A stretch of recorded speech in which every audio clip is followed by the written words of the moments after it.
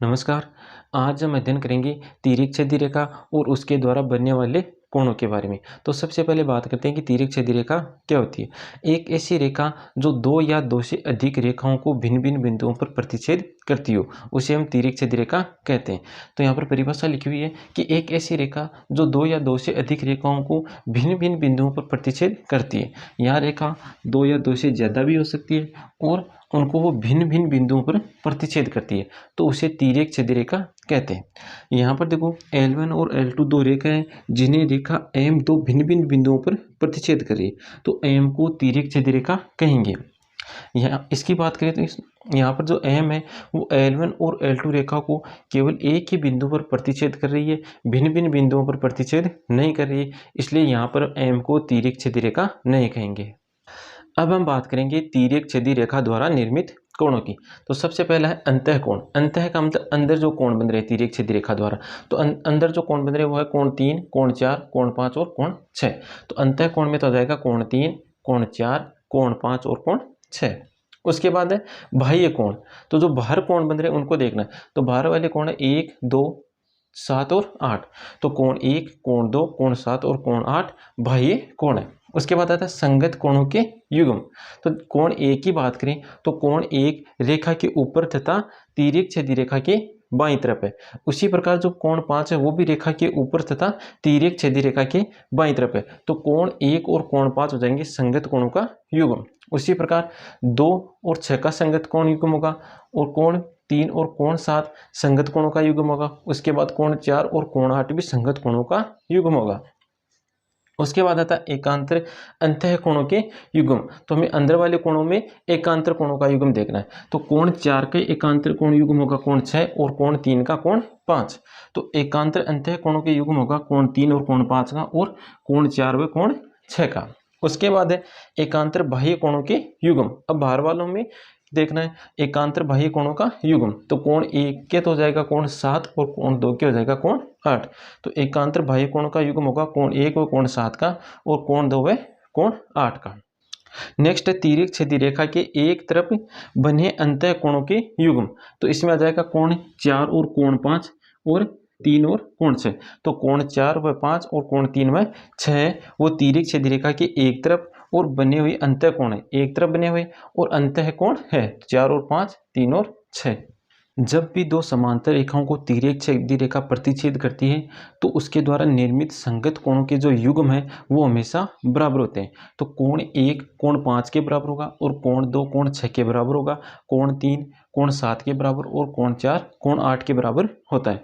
और हम जानते हैं कि जो शीर्षाभिमुख कोण होते हैं वो भी हमेशा बराबर होते हैं। तो एक के शीर्षाभिमुख कोण है 3, तो 1 और 3 कोण भी बराबर होगा। 2 के शीर्षाभिमुख कोण है 4, तो कोण 2 और कोण 4 भी बराबर होंगे।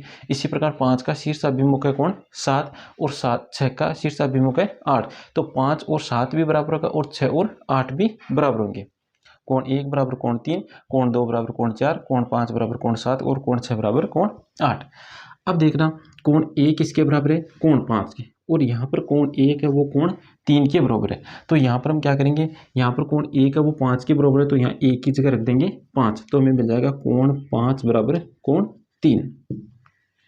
नेक्स्ट युग्म देखना कोण 2 है वो कोण 6 के बराबर है और यहाँ पर कोण 2 कोण 4 के बराबर है। तो यहाँ पर हम कोण जो 2 है वो 6 के बराबर है, तो कोण 2 की जगह रख देंगे कोण 6, तो कोण 6 बराबर आ गया कोण 4। अब हम देखें कि 5 और 3, 4 और 6 ये है एकांतर अंतः कोणों के युग्म जो हमें बराबर मिल गए। अतः जब भी दो समांतर रेखाओं को तिर्यक-छेदी रेखा प्रतिच्छेद करती है तो एकांतर अंतः कोणों का युग्म बराबर होता है। तो ये कौन है एकांतर अंतः कोण, एकांतर अंतः कोण। तो एकांतर अंतः कोणों का युग्म भी बराबर मिला। अब आगे कोण 3 है वो कोण 7 के बराबर है और यहाँ पर कोण 3 है वो कोण 1 के बराबर है। तो यहाँ पर हम कोण 3 की जगह रखेंगे कोण 7, तो मिल जाएगा कोण 1 बराबर कोण 7, कोण 1 बराबर मिल गया कोण 7। आगे दे रखा है कोण 4 है वो कोण 8 के बराबर है, और यहाँ पर क्या दे रखा है कोण 2 है वो कोण 4 के बराबर। तो यहाँ पर कोण 4 की जगह रख देंगे कोण 8, तो मिल जाएगा कोण 2 बराबर कोण 8। अब ये कोण एक तो है 7 के बराबर, एक तो है 7 के बराबर और 2 है 8 के बराबर। ये कौन से कोण थे? ये कोण थे एकांतर बाह्य कोण, ये कोण थे एकांतर बाह्य कोण जो कि बराबर मिले। अतः जब भी दो समांतर रेखाओं को एक तिर्यक छेदी रेखा प्रतिच्छेद करती है तो एकांतर अंतः कोणों का युग्म बराबर होता है और एकांतर बाह्य कोणों का युग्म भी बराबर होता है। अब हम बात करेंगे तिर्यक छेदी रेखा के एक ही तरफ बने अंतः कोणों में क्या संबंध होता है और एक ही तरफ बने बाह्य कोणों में क्या संबंध होता है। तो कोण की बात करें, कोण 3 और कोण 4 की बात करें तो ये एक ही रेखा के एक तरफ बने हुए कोण है।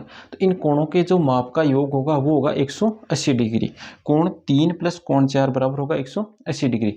और हम जानते हैं कि कोण 4 बराबर कोण 6 है। क्यों? क्योंकि ये एकांतर अंतः कोणों का युग्म है जो कि बराबर होता है। एकांतर अंतः कोणों का युग्म क्या होता है? बराबर होता है। तो कोण 4 की जगह लिखेंगे हम कोण 6, तो कोण 4 की जगह लिख दिया 6, तो कोण 3 प्लस कोण 6 बराबर है बराबर आ गया 180 डिग्री। कोण 3 और कोण 6 के मापों का योग है 180 डिग्री। तो तिर्यक छेदी रेखा के एक ही तरफ बने अंतः कोणों का जो युग्म होगा उनके मापों का योग होगा वो होगा 180 डिग्री। इसी प्रकार कोण 4 प्लस कोण 5 का भी माप 180 डिग्री के बराबर होगा और तिर्यक छेदी रेखा के एक ही तरफ बने बाह्य कोणों में भी यही संबंध होगा। कोण 1 प्लस कोण 8 होगा 180 डिग्री। इसी प्रकार कोण 2 प्लस कोण 7 के माप का योग भी होगा 180 डिग्री।